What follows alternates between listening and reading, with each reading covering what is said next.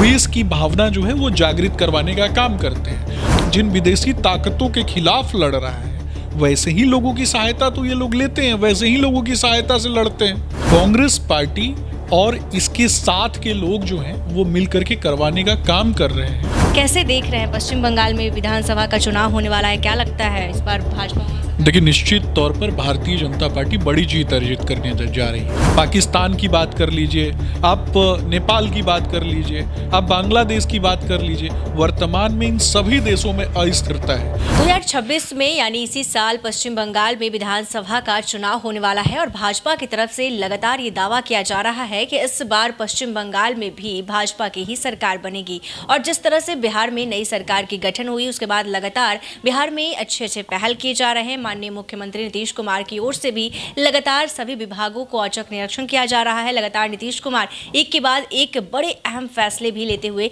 नजर आ रहे हैं। तो आज बिहार से लेकर पश्चिम बंगाल तक की बात होगी और इसी मुद्दे पर बातचीत करने के लिए हमारे साथ बीजेपी के प्रवक्ता सुमित शशांक जी हैं। कैसे देख रहे हैं पश्चिम बंगाल में विधानसभा का चुनाव होने वाला है, क्या लगता है इस बार भाजपा? देखिए, निश्चित तौर पर भारतीय जनता पार्टी बड़ी जीत अर्जित करने जा रही है। बिहार में भी हमने जीत अर्जित की।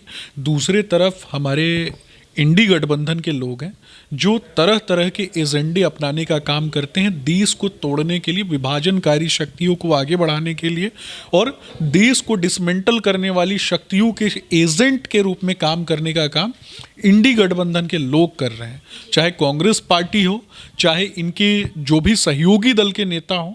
आप कल्पना कीजिए कि दक्षिण भारत में जिस तरीके से उत्तर भारतीय लोगों के साथ और उत्तर भारत को दक्षिण भारत के लोगों के खिलाफ करवाने का प्रयास कांग्रेस पार्टी और इंडी गठबंधन के लोग करते हैं, इससे कहीं ना कहीं देश की एकरूपता और एकजुटता में बसा हुआ भारतवर्ष जो है उस पर मुझे लगता है कि प्रश्न खड़े करने का काम इंडी गठबंधन के लोग करते हैं और लोगों के मन में द्वेष की भावना जो है वो जागृत करवाने का काम करते हैं।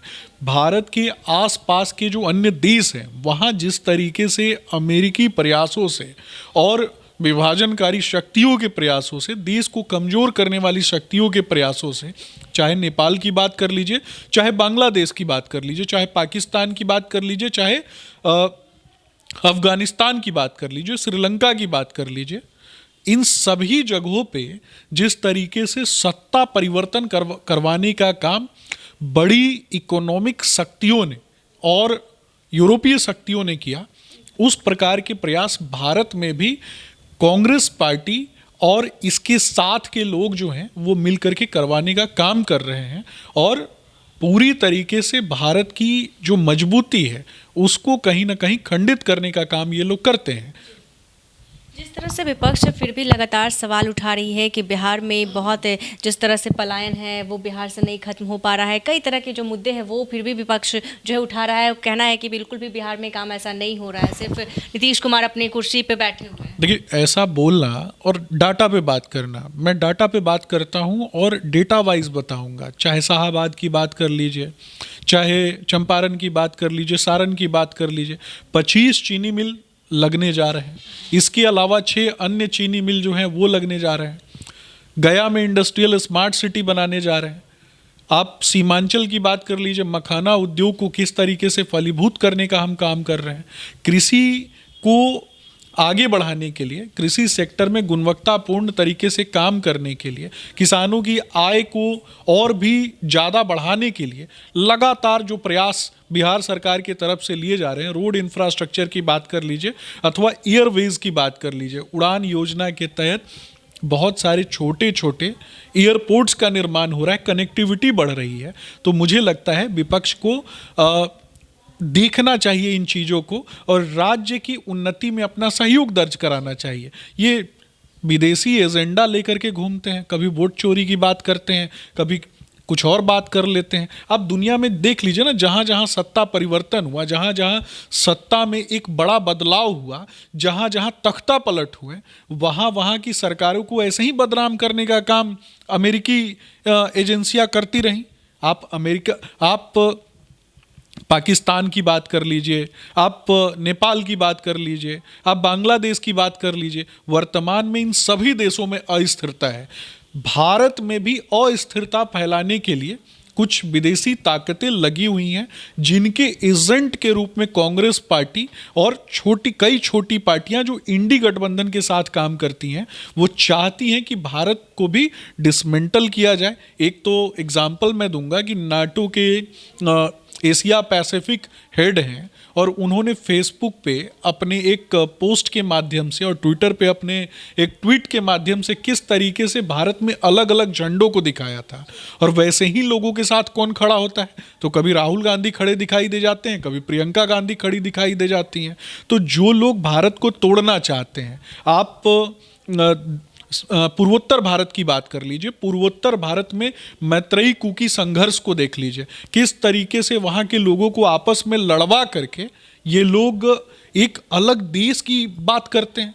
तो कहीं ना कहीं जिन एजेंसियों के कारण भारत जो है जिन विदेशी ताकतों के खिलाफ लड़ रहा है, वैसे ही लोगों की सहायता तो ये लोग लेते हैं, वैसे ही लोगों की सहायता से लड़ते हैं। जब से बिहार में नई सरकार की गठन हुई है, तब से ही लगातार मुख्यमंत्री भी एक्शन में है और आए दिन कुछ ना कुछ ऐसी पहल कर रहे हैं। कल जिस तरह से उन्होंने QR कोड के लिए जारी किया है कि हाँ, आम जनता से कैसे वो डायरेक्ट जो है कनेक्ट कर पाएँ और जनता भी अपनी समस्याओं को उन तक पहुँचाए, ये कैसे काम करने वाली है? देखिए, QR कोड जो है निश्चित तौर पे एक नई पहल है और जनता अपनी समस्या जो है जब अपने मुख्यमंत्री को सीधा संवाद करेगी, पहुंचाएगी, तो निश्चित तौर पे उनकी समस्याओं का निदान जो है वो त्वरित रूप से होगा।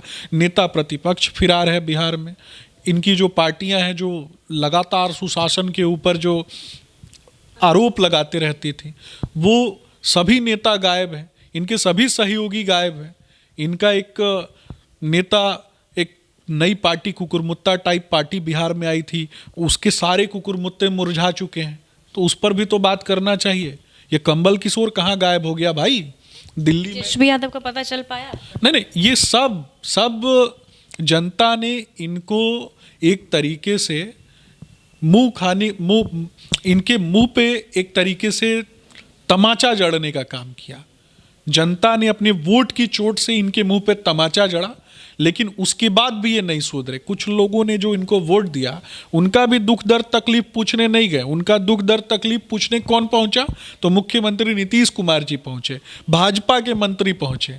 तो बिहार हमारा राज्य है और इस राज्य में अंतिम पायदान पे जो व्यक्ति बैठा है उसको भी सुदृढ़ करने का काम हमारा है। ये हमारी नैतिक जिम्मेदारी है और उस नैतिक जिम्मेदारी पे हम खरे उतरते हैं। और दूसरे तरफ इंडी गठबंधन के लोग हैं, राष्ट्रीय जनता दल के लोग हैं, जो गायब रहते हैं, जो फिरार रहते हैं, जो विदेश में छुट्टियां मनाते हैं, जो स्टीमर पे घूमते हैं, जो एरोप्लेन में केक काटते हैं। तो उनका बर्थडे होता है तो एरोप्लेन में केक काटते हैं। सैनी जी भी नजर नहीं आ रहे हैं, बहुत उप मुख्यमंत्री बनने चले। देखिए, सर्कस के रथ पे सिंहासन लगा करके जनता की बात करने वालों के विषय में बहुत बोलने की आवश्यकता नहीं है। ऐसे लोगों को मुझे लगता है ये सस्ती लोकप्रियता वाले लोग हैं और सस्ती लोकप्रियता वाले लोगों पे बहुत ज़्यादा टीका टिप्पणी नहीं करनी चाहिए। इनका तो कंबल किशोर भी फिरार है, इनका बी टीम जो कंबल किशोर का टीम था वो भी फिरार है। किस तरीके से नॉर्वे की एक महिला आकर के उससे मिलती है और वही महिला LTT आतंकवादी संगठन के साथ नेगोशिएशन करवाने जाती थी, तो वैसे ही लोगों का तो जमावड़ा है। दिल्ली में एक और व्यक्ति, इन्हीं के गुट का एक व्यक्ति जो है एक बेसमेंट में मीटिंग कर रहा था और किस तरीके से आपने देखा होगा कि किसानों के नाम पर एक आंदोलन दिल्ली में हो जाता है और किस तरीके से भारत को बदनाम करने की साजिश पूरी दुनिया में हो रही है। उसके एजेंट तो यही केजरीवाल, कंबल किशोर, ऐसे ही लोग तो हैं ना। तो अगले 5 वर्षों में कितना कुछ बदलने वाला है हमारा बिहार? कितना, कैसे विकास के लिए क्या कुछ काम किए जाए? डबल इंजन की सरकार है, केंद्र में हमारी सरकार है। हजारों लाखों करोड़ों रुपए अगर जहां भी आवश्यक होंगे वो पैसे बिहार में पहले भी आ रहे थे, अभी भी आ रहे हैं। इंफ्रास्ट्रक्चर डेवलपमेंट होगा, इंडस्ट्रियल रेवोल्यूशन की तरफ बिहार बढ़ रहा है, गुणवत्तापूर्ण कृषि की बात हो रही है। विपक्ष की ओर से कहा जा रहा है कि सभी विभागों में काफी ज्यादा भ्रष्टाचार जो है वो बढ़ता है। जाहिलों की जमात से आप क्या उम्मीद कर सकती हैं? जो जाहिलों की नेता 8वां फेल, 9वां फेल और 9वें फेल के प्रवक्ता और बाकी जो नेता है वो क्या फेल है? वो संस्कारी जीवन। आपके भी नेता जो सम्राट चौधरी हैं उन पे भी सवाल यही नहीं, ये तो प्रश्न तो उठाएंगे ही ये लोग, ये तो प्रश्न उठाएंगे ही। लेकिन मैं ये कहना चाहता हूँ कि हमारा मानना है कि डिलीवर करना, जनता के बीच जाकर के डिलीवर करना, काम करके दिखाई देना। लालू यादव फ्रॉड के आरोपी हैं। लालू यादव 5 साल माननीय कोर्ट ने उनको जेल में भेजा। माननीय कोर्ट के तरफ से 25 लाख रुपया का जुर्माना उन पे लगाया गया। किस पर लगाया जाता है जुर्माना? किसको कहा जाता है चारा चोर, अलकतरा चोर किसको कहा जाता है? बिहार में आप किसी भी व्यक्ति का नाम मत लीजिए, जाके चारा चोर, अलकतरा चोर और जमीन का घोटालेबाज नाम ले। तो उनका आवास तक राबड़ी देवी का खाली करवा दिया जा रहा है। तो खाली क्यों नहीं करवाया जाएगा? कहा जा रहा है कि उसमें खजाना नहीं, वही तो पूछ रहा हूँ ना। आवास किसी की बपौती थोड़े ना होती है, आवास तो जनता का होता है। जनता ने आपको मैंडेट दिया तो आप जनता के मैंडेट के तहत किसी आवास में रह करके जनता का काम करते हैं। जब जनता ने आपको मैंडेट ही नहीं दिया तो किसी जगह पे आप कब्जा कर लीजिएगा। सोचिए ना, तो ये तो पटना में रह करके जब जमीन पे और मकान में कब्जा करके दिखाने का कोशिश कर रहे हैं कैमरे के सामने, तो इनके लोग गाँव में जाकर के सच में उनके जमीन के अंदर कुछ ऐसा खजाना है? अब तो खोदने पे पता चलेगा। जब नहीं है तो जमीन छोड़ क्यों नहीं रहे हैं? आवाज क्यों नहीं छोड़? किस चीज का मोह माया? वही बोल रहा हूं ना, किसी की बपौती थोड़े ना होती है जमीन। कोई भी मकान किसी की बपौती नहीं होती है, सरकार का होता है। सरकार किसकी होती है? तो सरकार जनता की होती है।